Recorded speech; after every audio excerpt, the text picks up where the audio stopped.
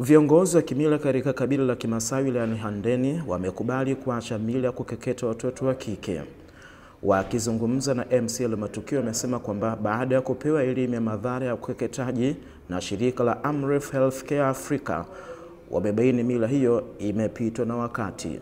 Hata kutoka damu kwa wingi mpaka unasababisha kifo.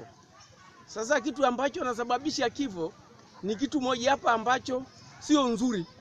Kwa hiyo Amref kwa ujumla tumeleta manufaa nzuri ambacho sisi tunafurahia kabisa, na sisi tumeyapokea.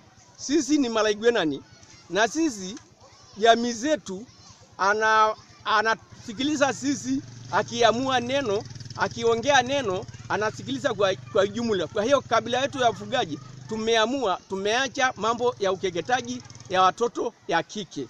Kanambei Kamando ambaye ni mwalimu wa elimu ya afya na uzazi katika jamii wa Masai wilayani Handeni amesema watoto wengi pia wanaonekana kutofurahishwa na kitendo hicho, ila wanaogopa kusema kwa wazazi wao. Cha kwanza kabisa haki ya mtoto wa kike. Pili, inaongelea ukeketaji kwa mtoto wa kike. Tatu, tumeongelea mambo mawili. Mimba za utotoni na ndoa za utotoni.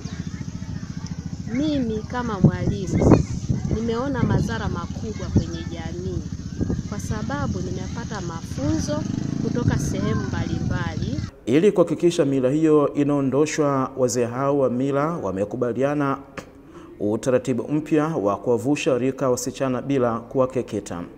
Mmoja wa wasichana waliovushwa rika bila kukeketwa, Naomi Samueli, amesema kitendo cha kukeketwa ni ukatili kwao, kwani kinafanyika bila ganzi, wakati huo huo kinaharibu pia vyanzo vya uzazi. Katika semina hii tunafundishwa na shirika la Amref, tumefundishwa mambo matatu ambazo ni ndoa za utotoni, ukeketaji na mimba za utotoni. Tukagundua madhara ya ukeketaji ambavyo ni hivi: msichana aliyekeketwa wakati akijifungua anakuwa na maumivu makali, hivyo kutokwa na damu nyingi kusababisha kifo. Mkuu wa wilaya Handeni Godwin Gondo amewapongeza viongozi wa Kimasai kwa kukubali kuacha mila hiyo.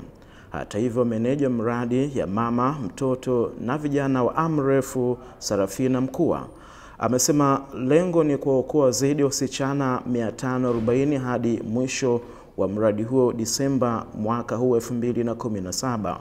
Ripoti hii imeandaliwa na Rajab Othman wa MCL Matukio kutoka Handeni.